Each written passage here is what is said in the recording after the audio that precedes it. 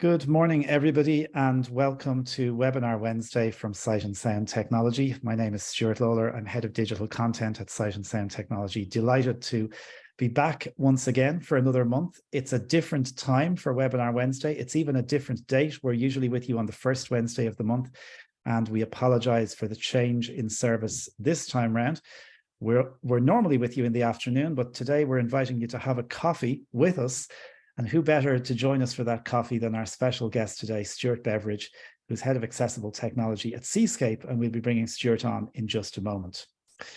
Before we get started with the session, just a couple of housekeeping bits and pieces. If you'd like to get in touch with us today on the Zoom meeting platform, you can do so by using the chat facility, Alt and H if you're on a PC, or if you're joining us on a mobile app, you can do that on the app as well. Under the More Options, find the chat option.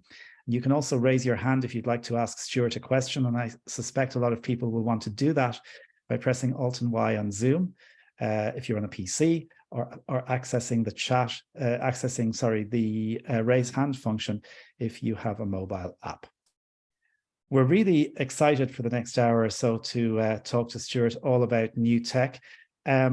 Just before we bring Stuart in, a final piece of info to say that there is no Webinar Wednesday in May, so there won't be a Webinar Wednesday the first week of May, but keep an eye on our social media because we are going to be doing an event for Global Accessibility Awareness Day, which this year falls on Thursday, the 18th of May.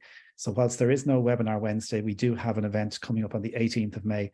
More information about that will be given in due course. Stuart, welcome, first of all. Great to have you back. Yeah, thanks for inviting me again, Stuart, and it's great to be here. I've got a lot to share with people. Hopefully it's going to be interesting and something at the early stages, but very exciting that I'm going to leave till later on. So if people can hang around or take the recording that at the end, that'd be great. It's a great way to make sure people stay till the end, Stuart. I'm trying. Little teaser at the start. So listen, I think the last time we had you on, I was just looking back this morning, was actually December of 2021. Feels like a long time ago. And, lots have been happening since then. I wanted to start with a change that you've had in your life that's not technically related, technologically related, and that's your new guide dog. And that was, is that a couple of months in now, that partnership? Yes, I started training with Dax, D-A-X is his name, on November the 15th. So I've only had him maybe 5 months, really. And all the tech that we're going to talk about, especially in the mobility space, Stuart, which is all very exciting this morning.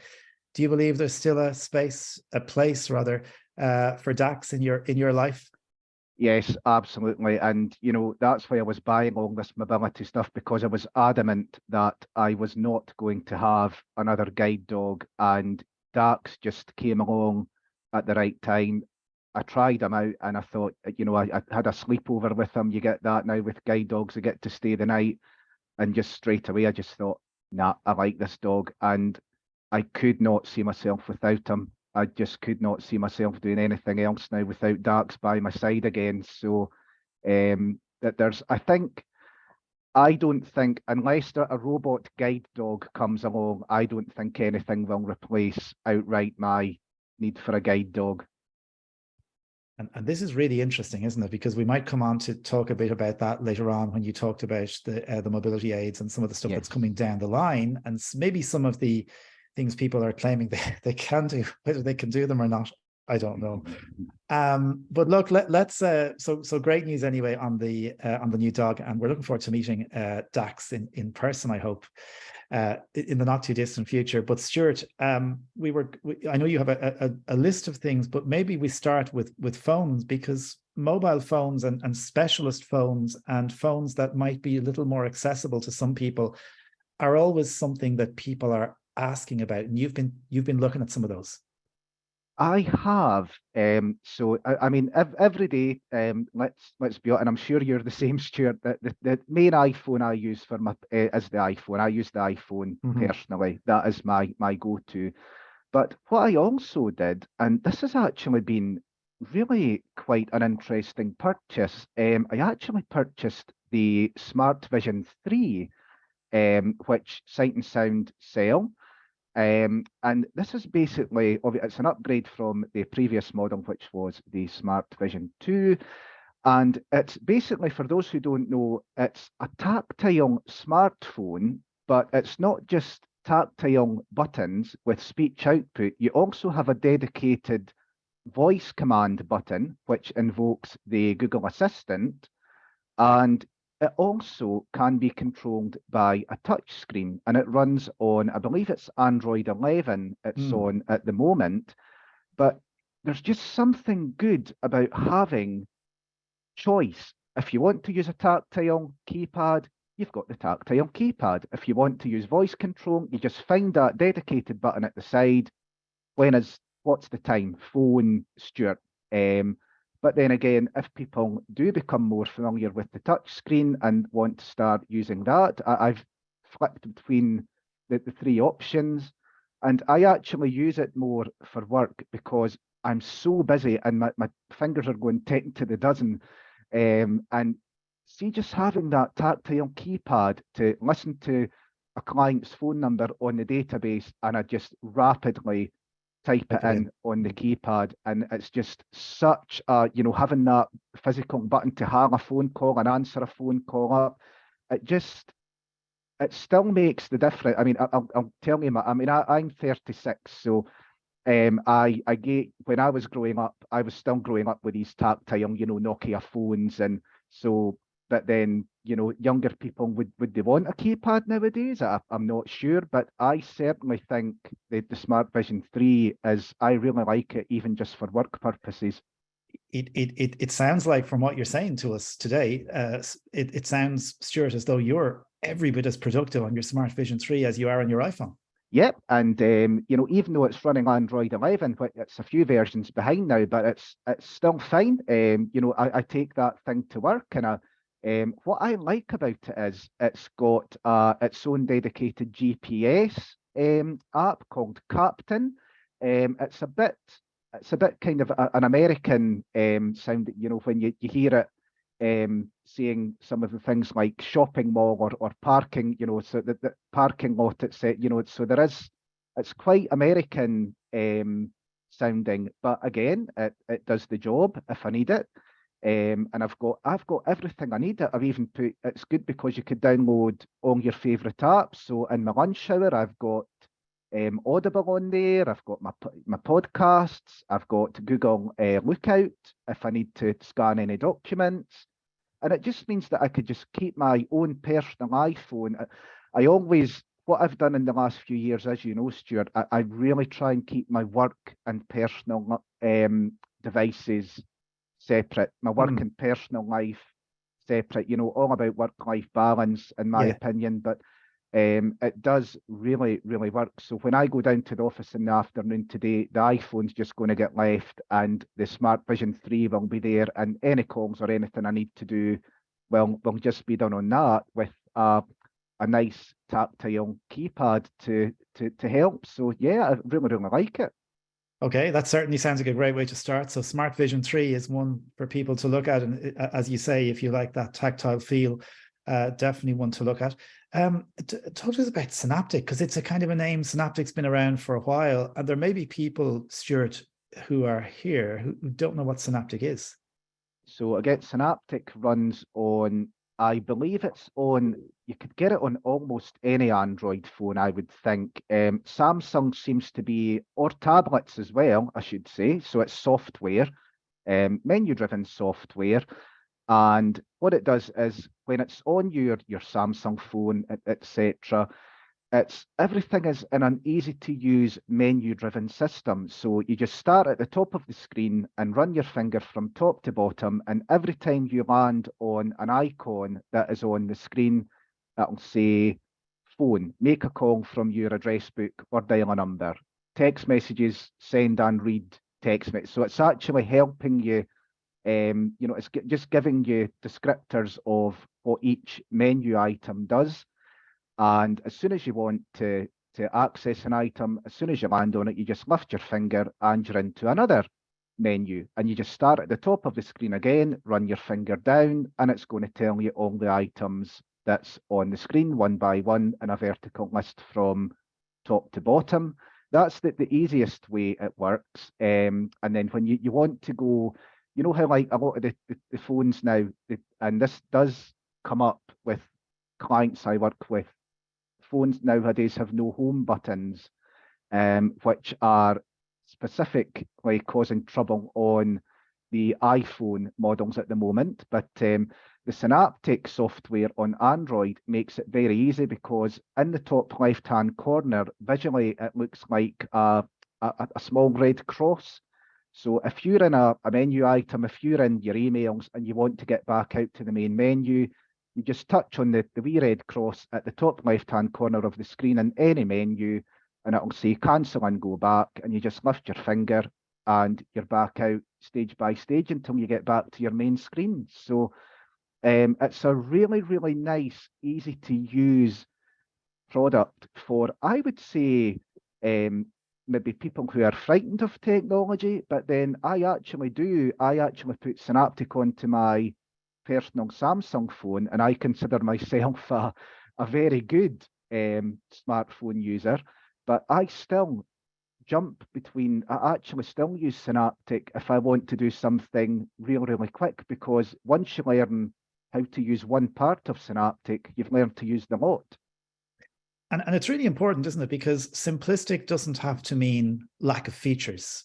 And I think that's kind of what you're saying there, that you can slip into Synaptic to do something quick.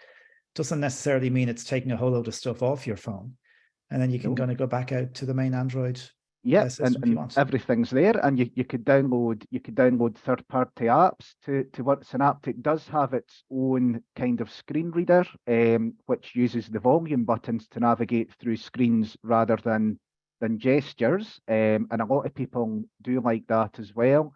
And he's developing this all the time. And again, a lot of my job nowadays, I'm giving feedback to developers and doing a lot of research, which we'll come on to. But even something, I emailed Adrian the other day, because I wanted to, until you start using it, I wanted to copy a reference number from an email I received into my Gmail account, into the notes section of Synaptic, just so that I had it there for easy access. And I could not do it. And I emailed Adrian and I says, does this thing actually have a copy and a paste feature?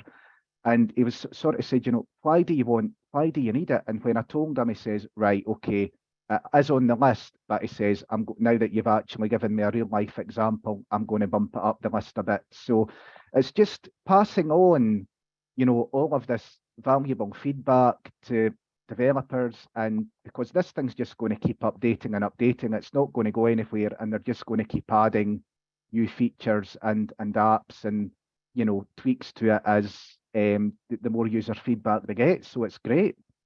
Okay, fantastic. It sounds like Synaptic is definitely one for people to have a look at. And if you have an Android phone already, that can be installed on your phone.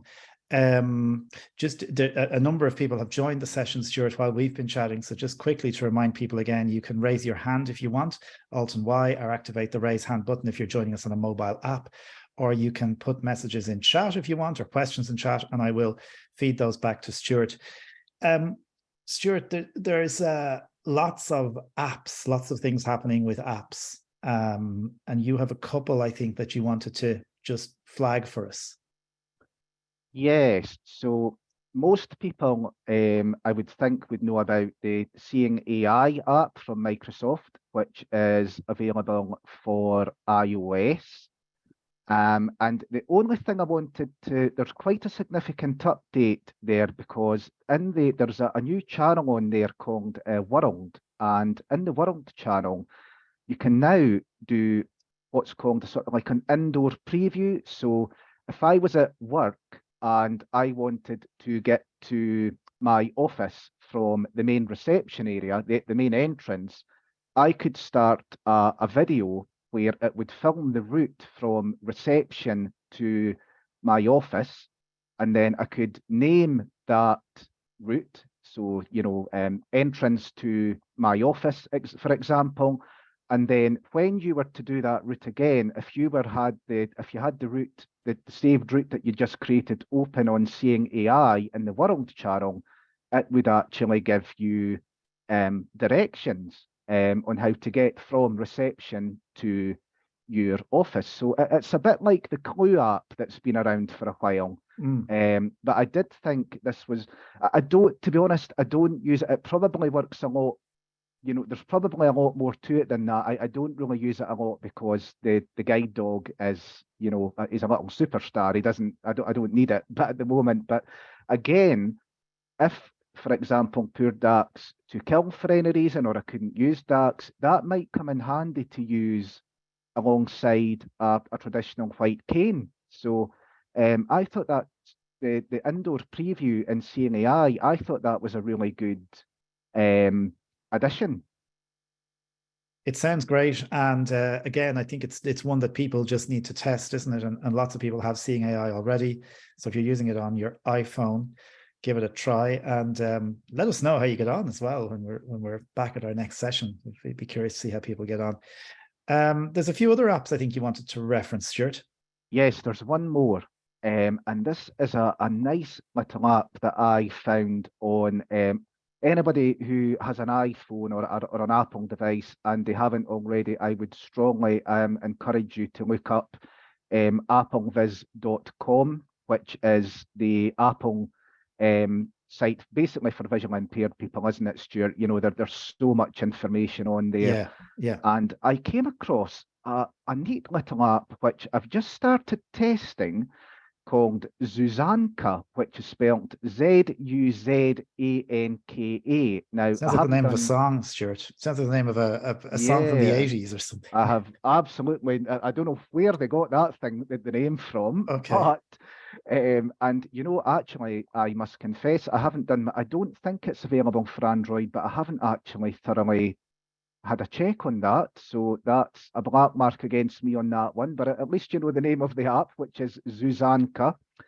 And what it does, it's something quite unique in my opinion. All it does is it's designed to work with telling the user sell by dates or use by dates, I should say, on a certain product. So I took out a carton of milk last night and I eventually found the sell by date or the use by date after a bit of playing around, and it said use by the 14th of April. And I thought, oh, do you know, for all that does, that's actually really, really handy because you could use a text reader and all the rest of it, like the short text, say, on Seeing AI, and you could scan it about and you'd probably eventually get the right result. But this thing is just, Zuzanka is just specifically looking for the sell by date on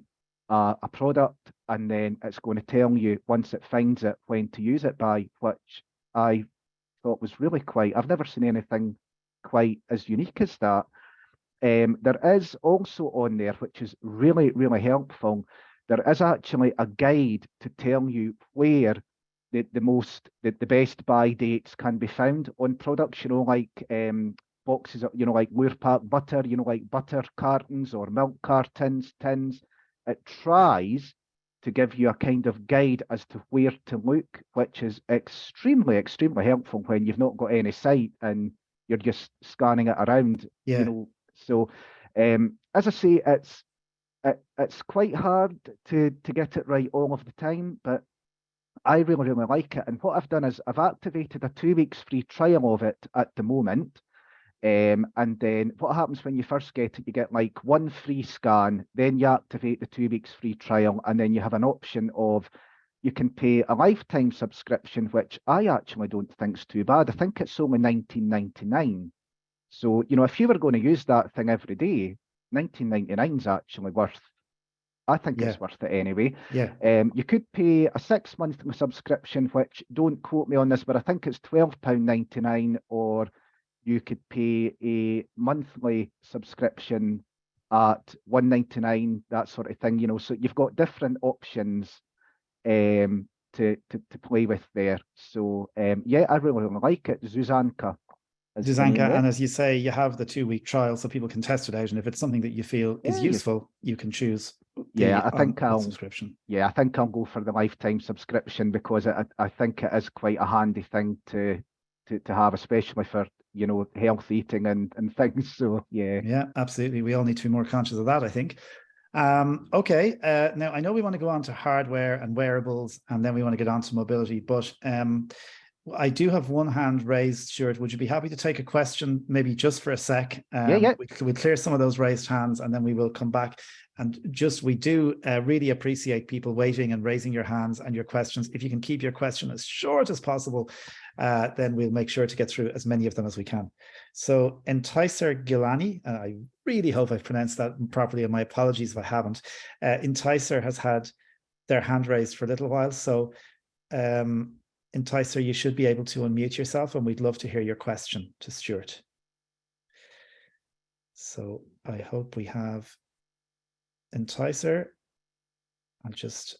I think you should be able to unmute yourself now.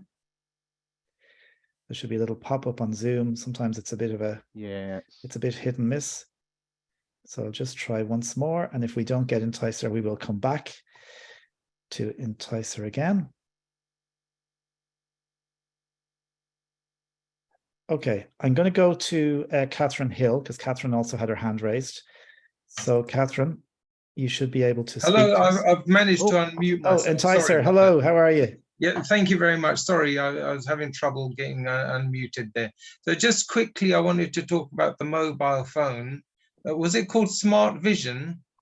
Yes, Smart Vision. Smart Vision, yeah. So is it open to put any SIM card into there? And how long does the battery tend to last, please? The battery, I mean, I've had a good 2. It's all going to depend on use, obviously, Enticer. But if you keep that phone and there's a power button on the top, and if you just press the power button and put it to sleep when you're not using it, I mean, I've had 3, 4, 5 days out the thing, battery life, and that was making constant phone calls. I forgot to switch the phone off, and I've left the phone on overnight, and I was still able to actually use it easily the next day when I woke up and started work. It really is the battery life in it is absolutely fantastic.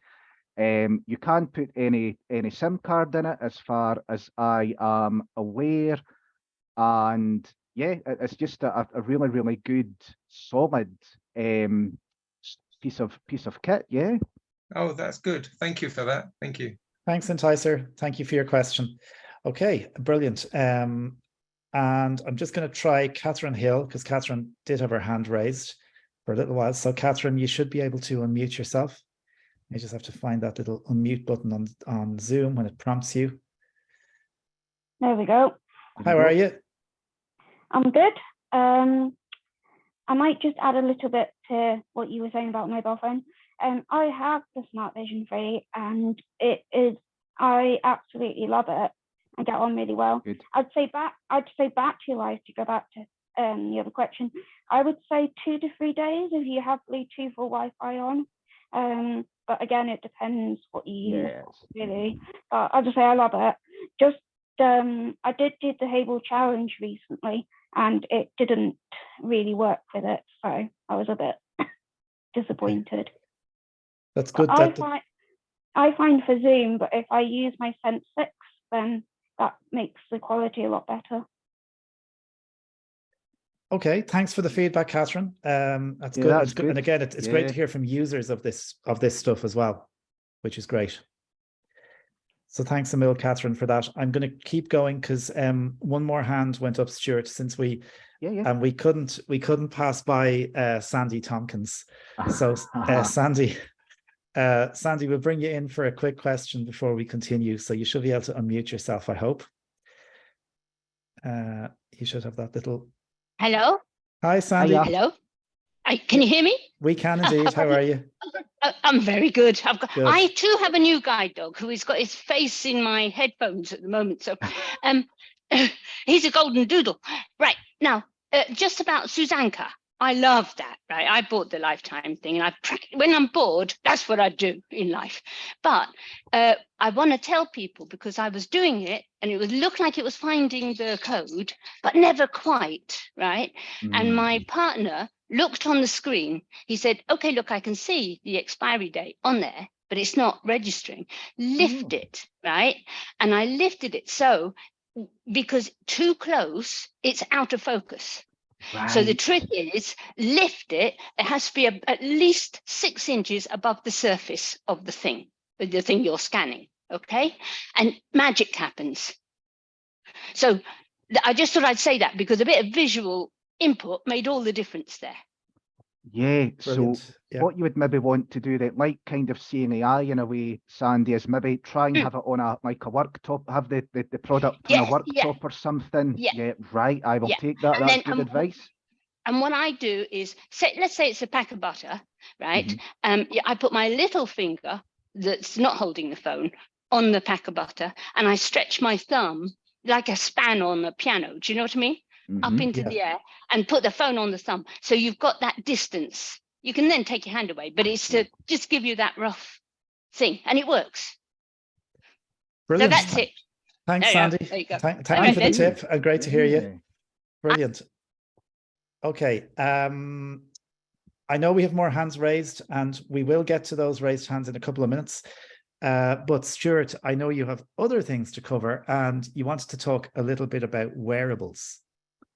I did. So I've been trialing a few of these because I'm fascinated by them. And the one thing I'll start with, because it's been around the longest, but that there has been significant updates to the thing, which I hadn't really been able to trial until recently, is Orcam, and in particular the Orcam My Eye Pro, which is it's like a tiny camera, really, isn't it, Stuart, that just attaches through a magnet to virtually any pair of glasses, and it will read text, not handwritten text, but printed text. It will recognize faces, colors. You can teach it products, etc. But there are two new features. One is absolutely working great, and the others are at the moment in beta. So I'll start with the feature that definitely is working. They have this thing in it now called smart reading. And what it basically does is, if I give an example, you can voice command it. So much like you can say HEY Siri, you can say hey Orcam and then give it a voice command. So what it does is, if I hold up, say, I was holding up a restaurant menu the other day, and I said, hey Orcam, smart reading. And as soon as I said smart reading, it picked it up and it took a picture, and then it sits silent. It doesn't actually read anything, because it's actually listening for my voice to give it a vocal command. Now, I could say to it, if I wasn't sure what I was reading, what I was taking a picture of, if it was something that came through the door or something like that, I could say, hey Orcam, read everything. And it would then start from the top of the page and read it completely. It would read the whole thing.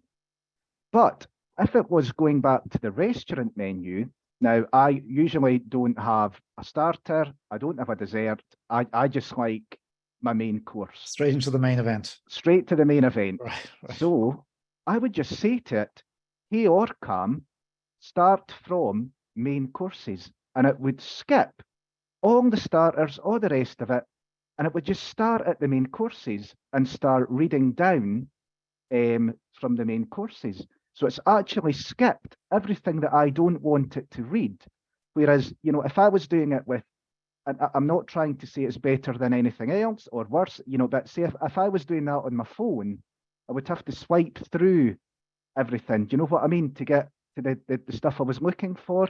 Right. Whereas I just sit there and just say to it, hey Orcam, start from main courses. Or even, if I was just looking for states, I would just say to it, hey Orcam, start from steak. And that one word steak, it just focuses on steak, cuts everything out, and reads everything related to steak. And I thought, I haven't saw anything as good as that reading what, in terms of a text-to-speech reading device that could do that. I thought that really is quite fascinating. And it works 9 times out of 10, it's really good. Okay, it sounds great, and as you say, a great way if you have a very large document or a large menu, as you gave there in the example, to be able to jump to different parts. So the feature then, Stuart, that's in beta. So this is at the moment. This is what they're calling an orientation feature. So they're basically teaching it to recognize loads of different objects. So at the moment, you can do doors, ascending or descending stairs, tables, chairs, circular objects, like tins, etc. And it's not perfect, that there's not a lot of objects in there yet. I think there's only, I've missed a couple, but I think there's only 7 in total that it's really good at recognizing. But say like I was using, again, something like Seeing AI and got it to describe a scene, it would only really say something like, it's a room with a table and chairs. So the table and chairs could be anywhere. And if you're looking for a seat, then you're still kind of a bit, you don't know where it is really, do you? So what I could say to the OrCam, and bear in mind it is in beta, but I could say to, hey OrCam, what's in front of me? And I did this in my mum's living room, and it said, there is a door straight ahead sort of thing. There is a chair on your right and another chair on your left. So it was actually telling you where the chairs and the door are, which I thought if they can get this right, that could be another game changer. Having that, because I like as much information as possible. It's just the way I am.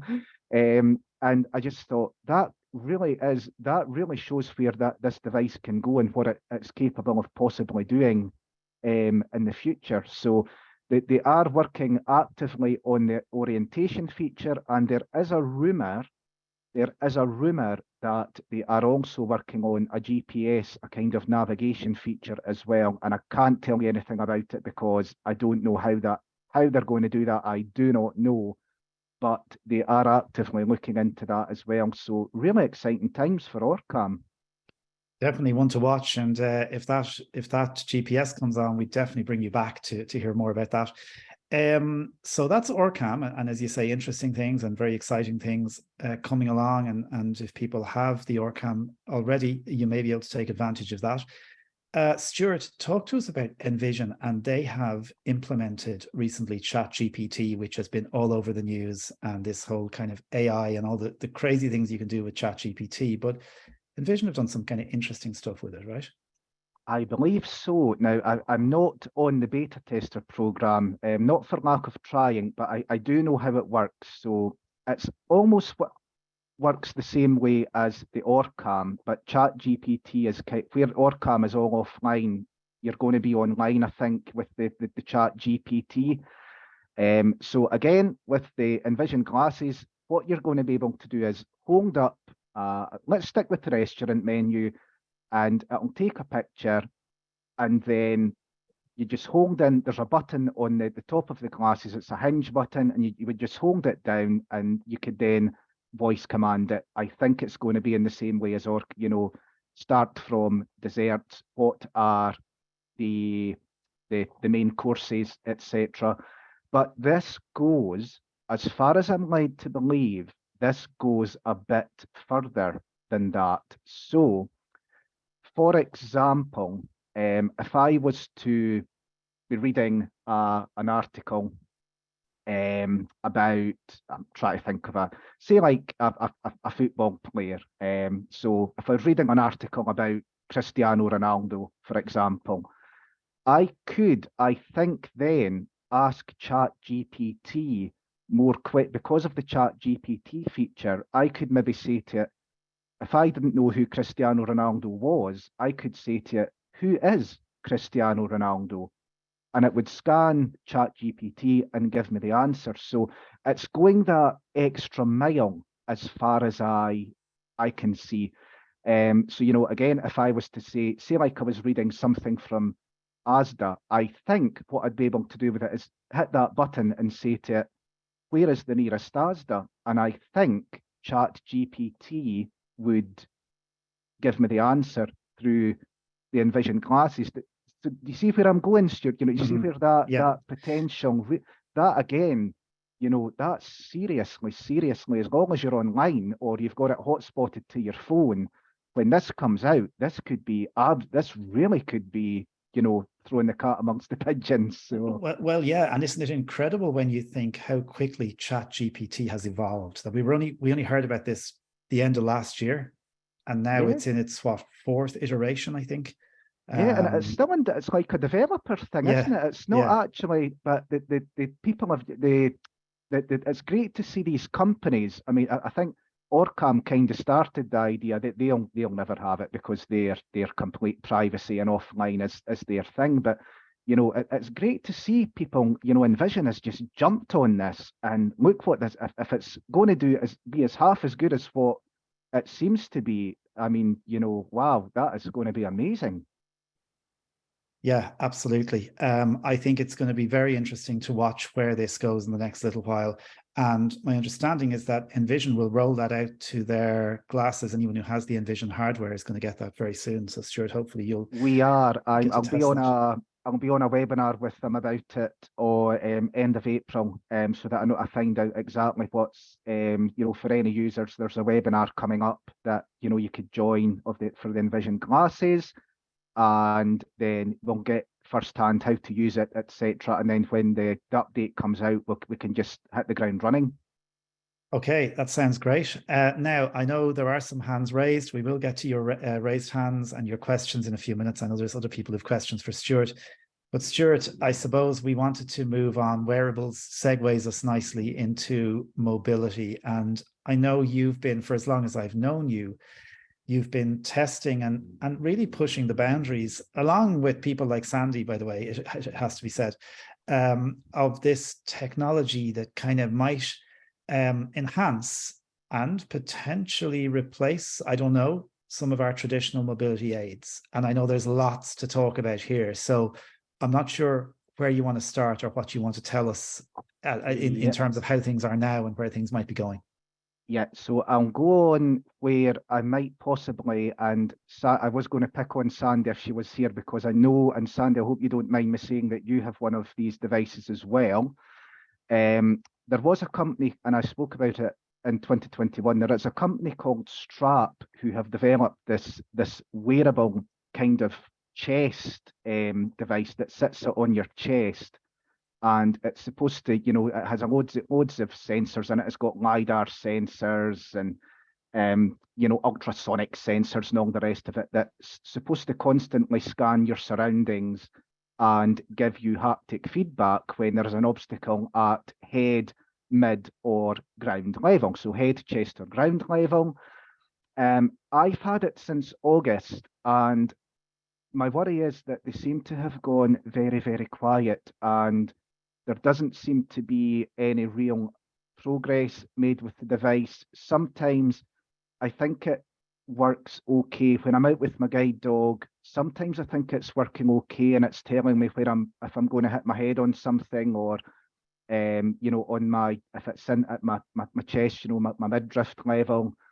Other times I go out and I just think, I don't know that if this is doing what it's supposed to be doing at all. So I'm a bit skeptical of it. I think it definitely needs to be improved. And as I say, they released a tiny update to it before Christmas that, you know, was more of just a bug fix. And I really haven't used it since. And I've emailed them, and no, it's went very, very quiet, I'm afraid. So okay, whether I've got my fingers burned on that, I don't know. Mm-hmm. And as you say, it might be interesting to hear Sandy's take on that. Yeah. One of the, I suppose, the reason Strap came to everyone's attention, Stuart, and I think we talked about this last time as well, and we have a podcast about it on the Sight and Sound podcast page, is that they did make a pretty big claim that they would replace traditional mobility technology, or rather aids.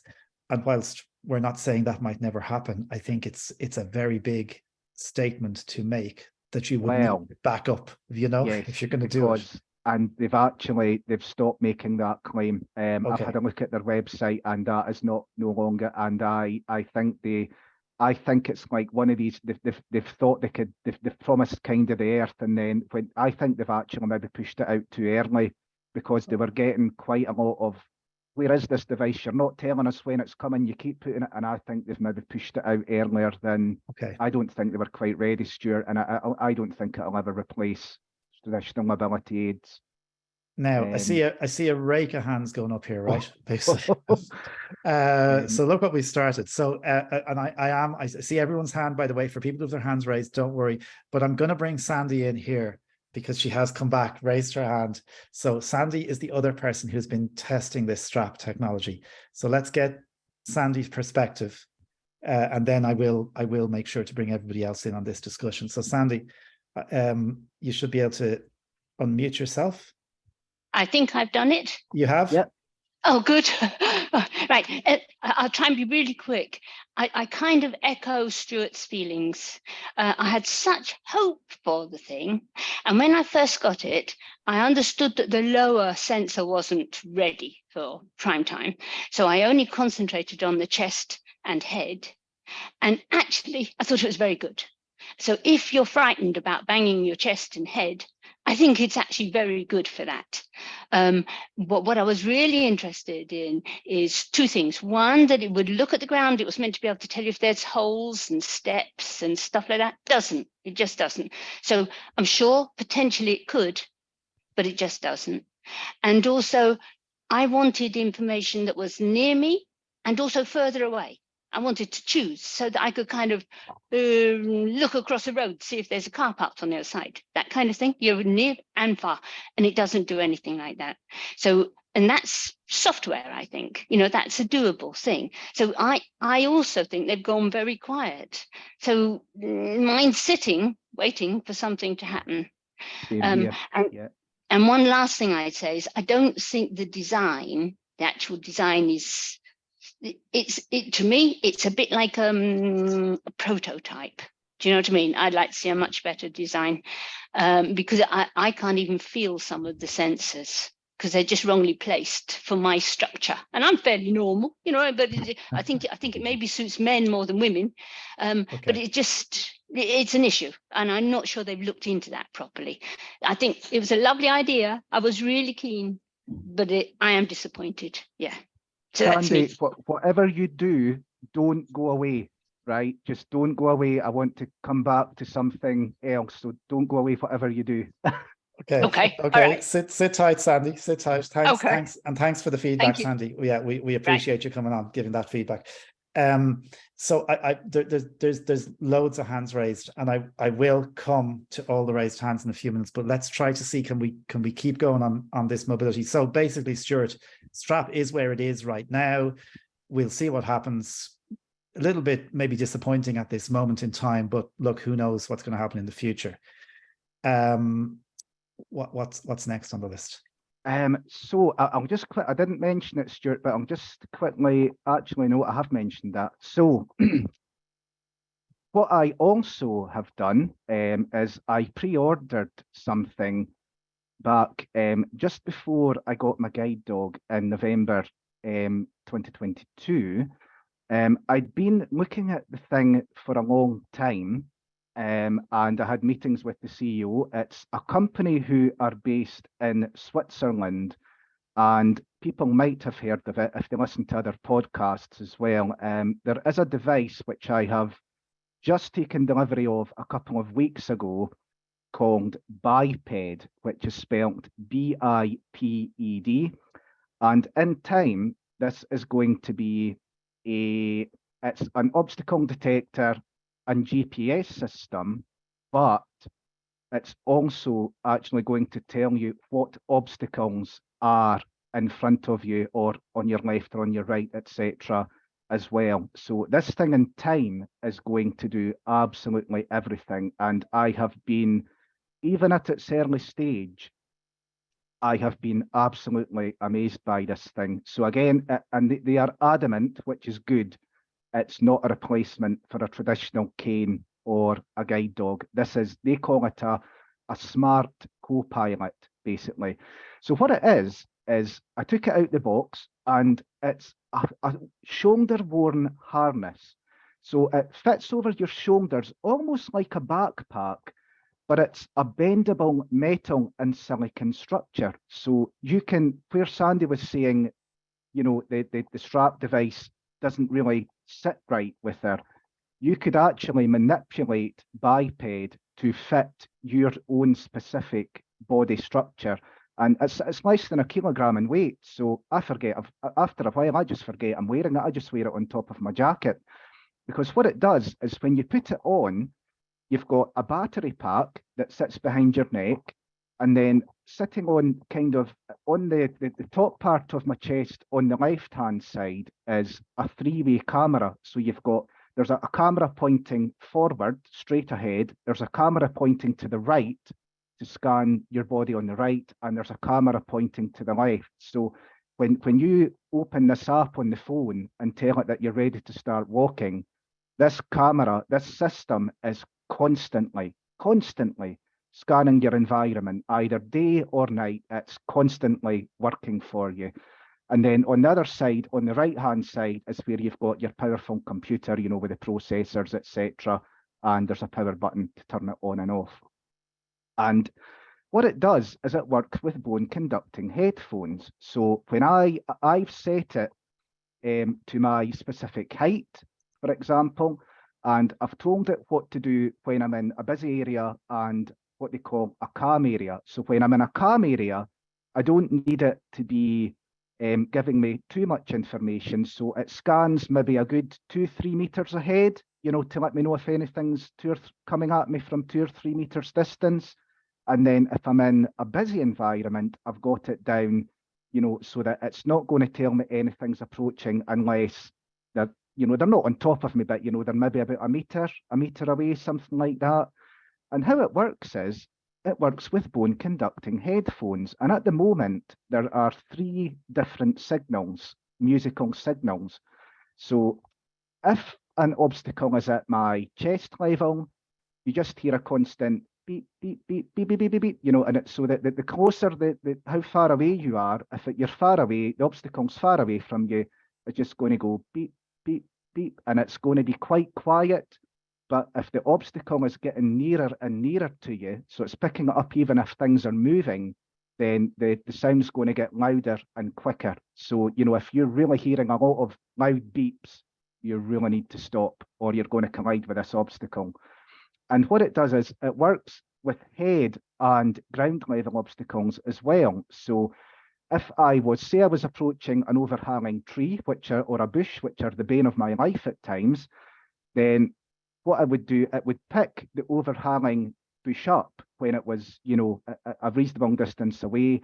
And the nearer I got to the bush, the higher the beep and tone would get. Is this making sense, Stuart? Yeah, is this? Yeah, absolutely. Yep. Absolutely. So, you know, if you hear a beep, beep, beep, beep, beep, beep, beep, you're really going high up, you know it's a head obstacle, and you either want to, you know, duck, or, you know, have a stop and actually turn away and, you know, have a look at another way to go. Because when you don't hear any sound, you know that there's nothing coming. So you can just, you know, I could just motor along with that's quite the thing.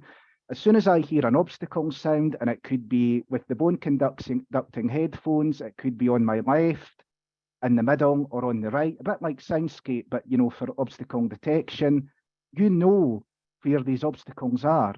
You should be able to work out then how to get around them, because it's telling you where the obstacles are, and then it's up to you to, you know, work out a safe way through.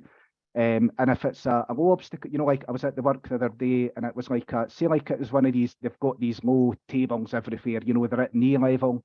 So again, if I'm coming near to one of these low position tables in reception, it's at ground level. So what you would hear is beep, beep, beep, beep, beep, beep, beep, you know, really going down in tone, and that way, you know, right, that's an obstacle on the ground. So it is, I think it's the future. They're updating it all the time. I am constantly passing feedback. What he's actually just got in touch with me again. I haven't had time to read the email, but the CEO has just been in touch again, because I'm constantly providing feedback to try and make this thing better. It's going to have GPS. It's going to have different sounds for different obstacles. I think we have finally found, after years of purchasing all of these, you know, so-called brilliant devices, I think I have finally found biped as this is going to be with me for a long, long time and work alongside either my cane or my guide dog. And I can imagine there is now a slew of hands. It's going to be a lot of queries on this one, Stuart. Okay, so you found, you believe, the mobility aid for you, let's say. It may not be for everyone, but the mobility aid for you. I need to tell you one last thing, Stuart, so it's the excitement's kicked in. Yeah. But this is genius, because what you get, it works at night and during the day, is I can confirm it works during the day and night with my guide dog. You have a travel bag that you can take with you, but it will work, unlike anything else I've tested, it will work within light to moderate rain. I was in the rain, brilliant. So it will, now if it's heavy rain, because this actually has self-driving car technology in it, so it's like a car, you know, if it rains heavy, my mum has to put the window wipers on, you know what I mean? So yes, if it's in heavy rain, get that thing off your shoulders and get it away. You know, because if anything happened to it, I couldn't bear it already. But the genius thing about it as well is you never, literally never, have to stop using it unless it's bad weather. And it'll tell you if the camera's positioned wrong, if it detects bad weather, it's going to tell you it's not going to be able to work properly. Because what it does is, you remember I was saying it has a battery behind, the battery is housed behind your neck in a wee compartment. Now, what you can do is, if you take the travel bag with you, you have a second battery in it. So this thing's constantly telling me, if it says the battery is low, then what I could do is I could just take biped off my shoulders and I could just swap the battery. So, you know, it's your responsibility to make sure the two batteries are, you know, at least one battery has a full charge in it. But then you could just swap the battery over, put the thing back on your shoulders, and you're off and you're away again. You literally never have to stop using this device as long as you keep the spare battery with you and it's fully charged. You can just swap them over. And typically, if you were using it constantly, the battery would last. One battery is about 3.5 hours. Okay. But you know, if you're careful with it and turn it off when you're not using it, you can get a good 2-3 days out the thing. And that battery, the other battery, holds its charge. So as soon as it's ready, was down at mum's the other day and it told me the battery was low. I just took the battery that was used out, put it in its bag, put the new one in, and off I went again. It's ingenious, if you ask me. Fantastic. Loads of, I mean, it's great that there is something that, and it sounds like they really have a very slick solution. You're very excited about it anyway, Stuart, and I mean, I've heard you talk about lots of mobility aids, but I don't think I've heard you being this confident about something in the past. So that's a really good indicator for me. I do want to go to some raised hands then. So we've had Kasia, who has had her hand up for a very long time, and then we'll go to Nikki Dixon and Mary Lavelle. So we're going to try and get you guys in that order, and then we'll see who else's hand is left. So Kasia Kupazek, Kasia, you should be able to unmute yourself, and we'd love to hear your question for Stuart. I think we have you, Kasia. Yes. Hi. How are you? Mike, hi. I'm well, thank you. Yourself? Not a bother, thank you. Not a bother. I have a question, which is probably not sure how much relates to Stuart has just said. Probably not at all.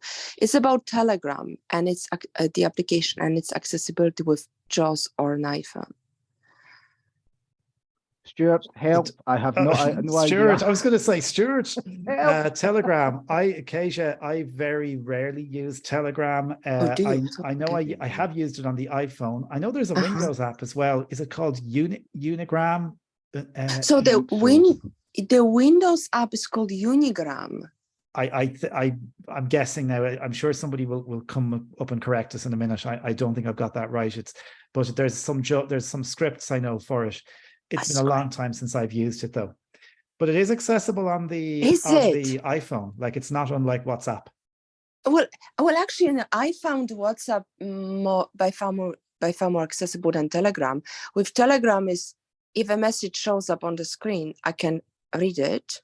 Whereas if I access the app, it's like on and off. Some links I can't access at all.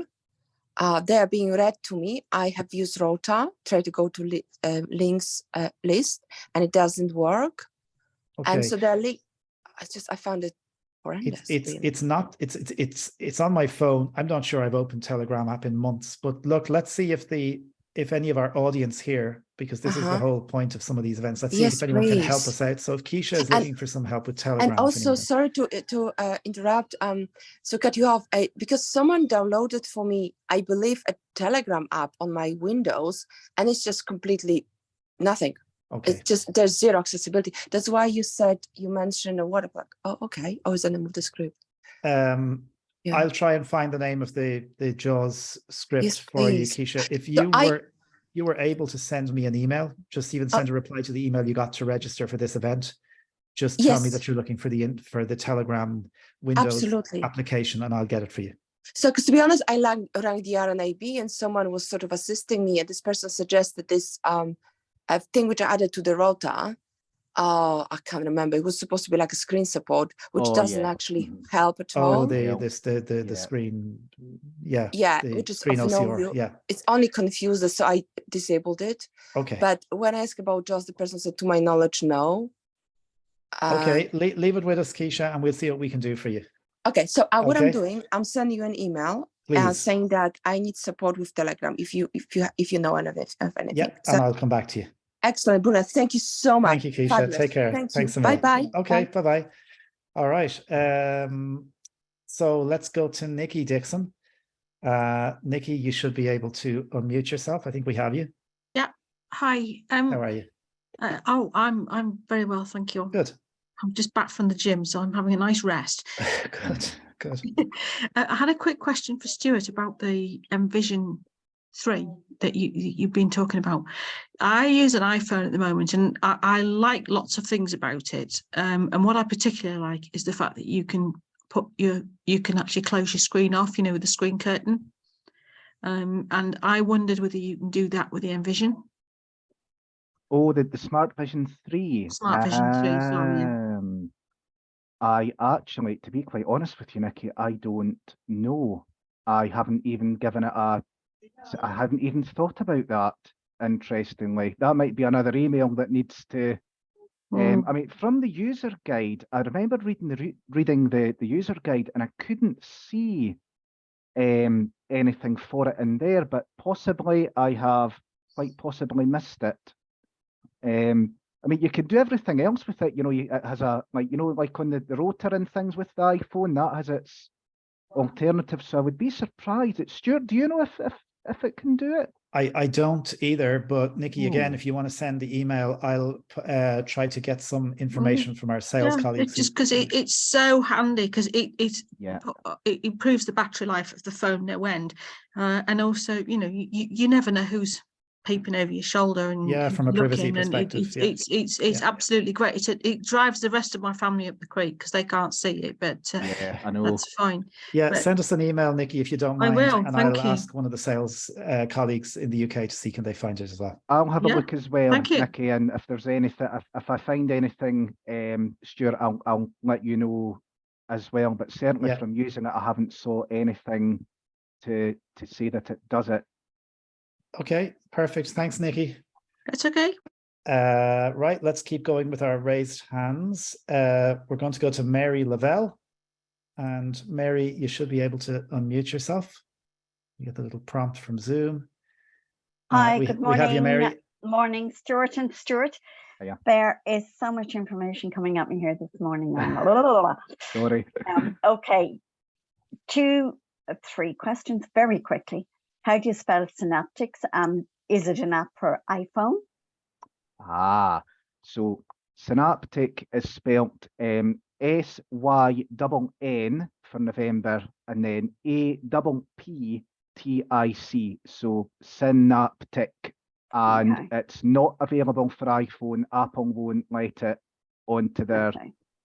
But if you had pretty much any Android phone, you know, running Android 7 or later, there is, if you were to go to synaptic.com, you could actually download a 2-week free trial of the software, and then, you know, it would just go away if you didn't put, you know, you could purchase it, or it would just go away after the 2 weeks. So any Android phone or tablet, or most tablets, Android wise, then yeah, you can certainly, it might be worth even trying it for a couple of weeks. Okay, thank you. Okay, my next one seems to have the floor. Keep going, Mary. I had a kind of a funny thought when you were talking about the ORCAM and it identifying chairs and tables.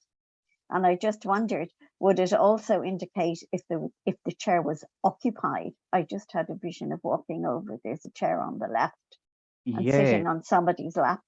Yeah, and that is, I tried this actually, and I've actually fed this back because I taken a picture, and it was, you know, my dad was sitting in the chair, and it didn't tell me that there was anybody in the chair, which was interesting. So that's a bit that I do think the beta thing at the moment is kind of, it's showing where it can go and what it's capable of doing, but I think from what I was hearing, it takes so long for them the specialist software to get it right, you know, that this could be another year away, you know. Right, so it's a shame. Yeah, so you could use it at home, but you really couldn't use it. And at home, of course, you're familiar with your own surroundings, so you know where the chairs are anyway. I mean, you could even, I suppose you could use it in restaurants and things, but then you would have to be extremely careful. You know, you're maybe better if you know that there's a chair on your right, you're maybe better going up to it and saying, you know, is there anybody in this chair? You know, but well, I suppose, start, you know. Yeah, I suppose, you know, nothing replaces saying, hello, excuse me, can you find me a chair, please? Absolutely, absolutely, yeah, definitely. The other thing then is the biped. It sounds really exciting, but I'm wondering A, about cost, and B, if you're walking around the city, like, are you getting this constant kind of beep, beep, beep, beep? Yeah, well, no, because as I say, Mary, what's happening is, let me answer the city one first, because I didn't touch on price, so I'll come back to price. So the city one, as I say, if you've got the app on your phone that controls it, basically, biped doesn't have any buttons on it apart from the power button, so you're controlling it with your phone. You'd have to tell it that you were going into, you know, a calm or a busy environment. So if I was going down the street at work today, I'd be telling it, okay, I'm going to a busy environment. And what I've done is I've programmed the settings on the app so that it's, unless anybody is within a meter of me, it's not going to go off. Because if I had that thing, you know, scanning 2-3 meters in front, it's just going to go haywire, as you say. You wouldn't know, you'd never move anywhere. So because, you know, and again, bear in mind, it is detecting objects that are moving as well, which nothing else that I've seen is capable. So it's doing everything almost in real time. So if you're in a busy environment, keep it to the lowest. I would keep it to the lowest setting possible, so that then, unless anybody's right on, you know, in your way, just you know, slow down, but just you can easily keep going. And how do you find that, Stuart, that I'm a guide dog user like yourself, so is it, what am I trying to say, like, do you find yourself listening and not paying attention to what the guide dog is directing you to do? Like, is there a conflict between the information you're getting from biped and no, because as I say, if I don't hear anything, then there's nothing in my way. That is the point. You know, biped's not going to act until its AI detects that you're going to collide with something. So even if I'm walking up the street, I can actually say there's like, say you were walking in front of me with your guide dog, Mary, and you were walking at the exact same pace as me, then biped is never going to pick you up because I'm never going to collide with you. Does that make sense? Right, okay. You know, because your guide dog won't allow you to. Yeah, and again, because you're walking at the same speed as me, you're never going to get any closer to me, or, you know, so it's actually not going to pick you up. But then as soon as it detects that I'm moving closer to something, it kicks in.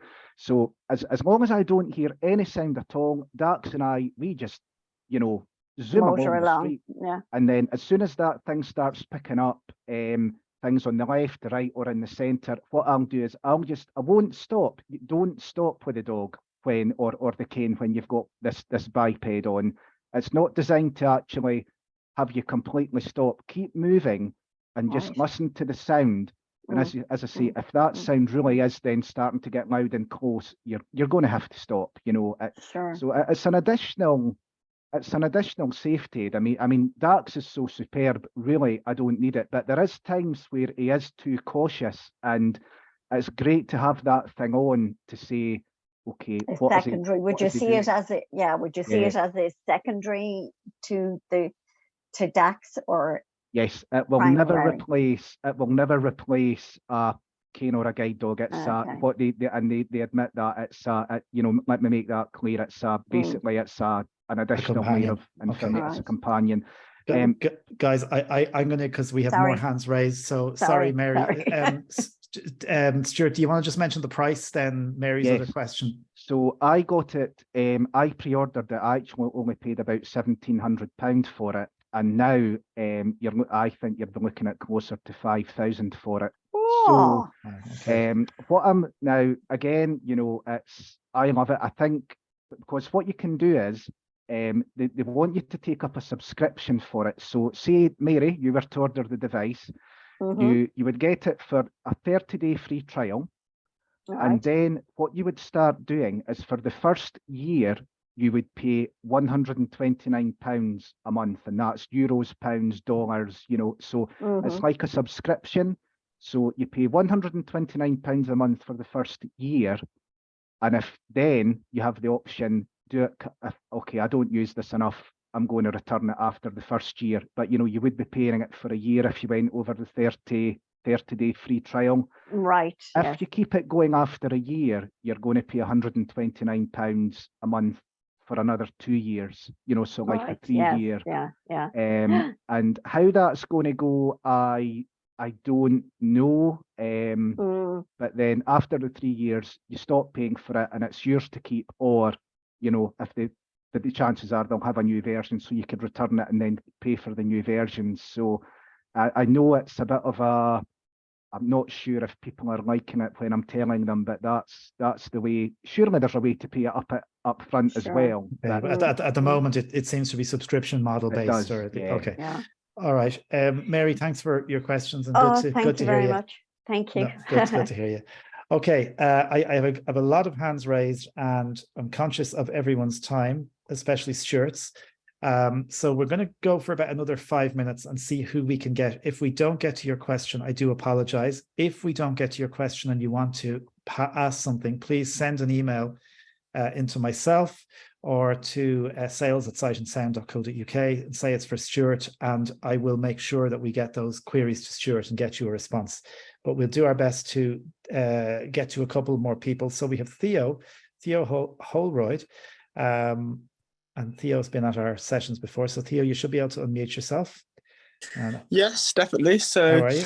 I think this all sounds really interesting. I mean, lots of this new tech I haven't even heard of. I mean, I think it's really sad that Soundscape is about to die, and I'm still sad that at the end of June on my phone, Microsoft Soundscape will disappear totally off my apps list, because it has been an invaluable tool to me. I mean, particularly the beacon thing, which Nada apps can do. I mean, even Lazarillo, which has been making good progress, can't do that. I mean, the only sort of tiny little chink of hope I can see is that the code's released, so hopefully somebody else will be able to pick out, like, for example, the beacon, which I think is the most unique feature, and take it somewhere else. But it just makes me feel like this is a big loss to the blindness mobility space, because it is going to disappear quite soon. Yeah, absolutely. And that code, there's, if anybody listens to RNIB Tech Talk, they had the developer of Blind Square on, and he's had a look at this code, Theo, and by the sounds of it, I haven't listened to the whole interview yet, but this code to develop, well, I think it's going to be easier said than done. I think there are bits of it that are fine, but there's other bits that, you know, the way it's written really requires a lot more cracking of the code, if you like. So the developer of Blind Square, who is looking into it, is a bit skeptical at the moment. So I hope that's not. Hopefully they can maybe open it up a bit more in the future. Okay. Yeah, that's a shame. I mean, it did say they'd removed huge chunks of it, which were proprietary Microsoft code. So they claim that it will work and it will build, but I mean, they claim if you load it into Xcode for Mac, you'll be able to get yourself a version. So once it goes, I'm going to try to pay for my own Maps API key and see if I can get it working for me, which may be easier said than done, but just get sort of some features working for me, like try and build the app. But I think getting it to the public will be really hard. So yes. If you have any news on that, Theo, as you do your trials, come back to us, because I think that would be really interesting to hear. How I will. I mean, it'll probably be in the summer holidays. I have work to do, but I'm also very keen to keep using it. So yes. All right, there's a great summer project for the holidays. Thanks a million, Theo, yes. for chatting to us. Okay. Yes, a big one. All right, good man. They're definitely the man to do it. Okay, I'm going to just really quickly then, Liz Silver and Raymond Bruff. I remember pronouncing Raymond's name incorrectly last time, thanks to Jaws. So we'll go with Liz first, and then Raymond. So Liz, you should be able to unmute yourself, I hope. And we'd love to hear your question for Stuart. Hi, can you hear me? We can. Oh, great. Okay. Yeah, it's just about the biped and following on from what Mary said. But I just have to say, I think some of the costs of some of this equipment, I know the excuse is it's specialist and whatever, but I think, you know, they're just extortionate. And I know the excuse is they're for the specialists and they're for a minority of people, but I can't imagine it's going to cost that much to produce, you know, units like that. It's just completely out of reach of a lot of us. However, that little rant over. Yeah, I was just thinking about the biped, and if it's controlled by a phone, how it's possible, like say you go from a calm environment, like you're saying, Stuart, to a busy one, that sometimes it can be really difficult to hear what your phone's saying when there's lots of traffic. And I was just wondering, if it is a kind of noisy environment, how, first of all, you can hear what beeps you're getting, and also how I'm not quite sure how bone conducting headphones work, but if you were hearing aids as well, kind of whether they're actually compatible, because you know there's a lot of us that kind of, I suppose, can tick that box of being deafblind. I wear 2 hearing aids, and so apparently now I don't know exactly, because I don't wear hearing aids, and I have it configured to my personal liking, and it's not going to be changing to test, but hearing aids are compatible. I know that, and there are, just on that, Liz, you could, when you go into the app, you basically tell it whether you have to configure your profile before you use the app or the device. So you have to tell it whether you are blind or legally blind, as it says in the thing, or you have low vision. Do you have a hearing impairment? So there must be settings in there that will adapt depending on what information you give it. It even works for wheelchair users, apparently. So again, when you start telling it the information, then it's going to tailor its settings on biped to meet those specific requirements. So it's a wee bit like any tech, you know, the initial setup's a bit not tedious, you know, but it has to be done. But then once it's done, that's you don't need to change anything again. So I hope that helps a wee bit. Thanks. Thanks, Liz, for your question. Brilliant. And thank you, Stuart, for all the answers, of course. And last one we're going to go to, unfortunately, because we've run out of time for anybody else. But as I say, you can send an email if you have any questions for Stuart that we didn't get to deal with today. Last question for this session is with Raymond. It's Raymond Bruff. So Raymond, you should be able to unmute yourself, I hope. And hopefully we can hear you. Stuart, a question on the biped. Will there be opportunity for people to have a look at the device? It's one of the Site Village exhibitions coming up. And secondly, the manufacturers have advised that it's unwise to use it in torrential rain. Mm-hmm. Presumably, if you put the device into a shoulder bag or a rucksack, you couldn't use the cameras, but presumably you could still use the GPS side of it. I would think so, Raymond, because the GPS, now let me just be clear that the GPS is still in development, but the GPS is actually still, it's going to work through your phone. You know, I think that's where it's going to take a lot of the data from your phone. So I would imagine, and I will ask the CEO the question on this, that yeah, you could just put the thing away and then just keep going with the GPS as long as you leave the device turned on, obviously. Yeah. Then I don't see any reason why you wouldn't be able to use the GPS, because it's working through your phone most of the time anyway, in the bone conducting headphones. On the Site Village things, I honestly don't know, but I'm quite happy to ask the CEO if he has any plans to be in the UK and pass that on to Stuart. Would you be okay if I pass Yeah, and on? just to maybe add to that, Stuart. So we at the moment, Raymond, there isn't a distributor, hasn't been agreed in the UK, and whether or not we enter into that relationship with Biped has yet to be decided. So I would suspect you will see it at some version of a Site Village exhibition this year, but how that's going to happen is sort of still in discussion. Well, going back to the weather question, Stuart, it's quite disappointing to think that, considering the climate we have in Britain, in fact across most of Northwest Europe in the winter, that there will be days when you just can't use this device to its full extent. I mean, there will, but then again, I mean, surely to goodness they could fully waterproof it for the cost of £5,000 per unit. I think it's as waterproof at the moment as they could possibly make it. I think what it is that I think it's, say like it's snowing or raining. Now, as I say again, now, if I'm in a car with, you know, my mum, she's having to put her window wipers on to clear the screens, you know, because everything is coming through these cameras. So how are you supposed to reliably wipe 3 cameras clean constantly? You know, I think that's what it's not that the device isn't actually, you know, capable or waterproof. I think it's that obviously if it's torrential, and bear in mind it will work in light to moderate rain. It's not as if it's not going like any other ones. It's not as if it's not going to just pack in completely, but it's in torrential rain, it's going to, or snow is just going to go.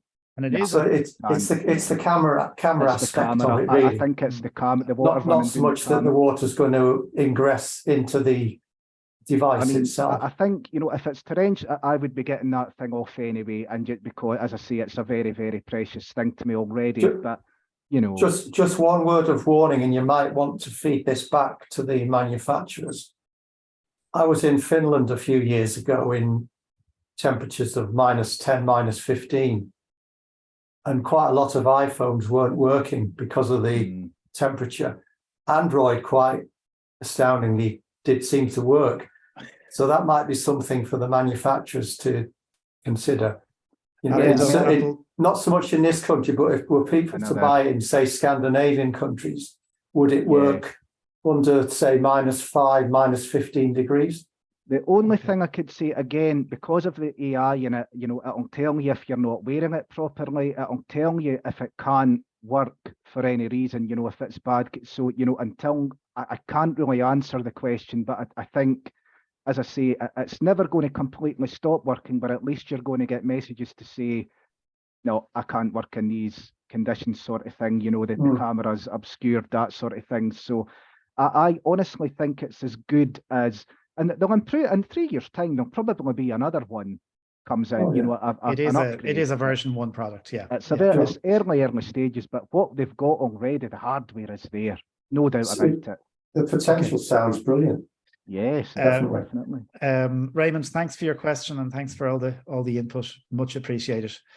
Okay, sorry there was a couple of raised hands we didn't get to go to today, but as I say, if anybody has questions that weren't addressed in today's session, please do send an email in to either by sending a response to the email you got from me when you registered for the event, or by sending a message to sales@sightandsound.co.uk. They will be passed to me and we will get those emails to Stuart and get some answers. Stuart, we appreciate very much the time you took. Will you come back again maybe before the end of the year? Because I think in some respects we've only scratched the surface, and I suspect by the end of the year some of that mobility tech will have matured and you may have more to say on it. I think so. I mean, even biped alone would actually be worth coming back for and doing a full on once they want the GPS in this year. So if that happens, then I think that's time to maybe email me and say, yeah, can I come back? Okay, let's do that. For the moment, thanks everybody for your attendance at this session. Remember, there is no webinar Wednesday in May. We're back on the 7th of June at 2 p.m. That's Wednesday, the 7th of June. Stand by and watch our social media and emails, etc., for information on our Global Accessibility Awareness Day event. Stuart, it's a pleasure as always. You're a gentleman, and thank you for joining us, and we'll catch up with everyone soon. Catch you later.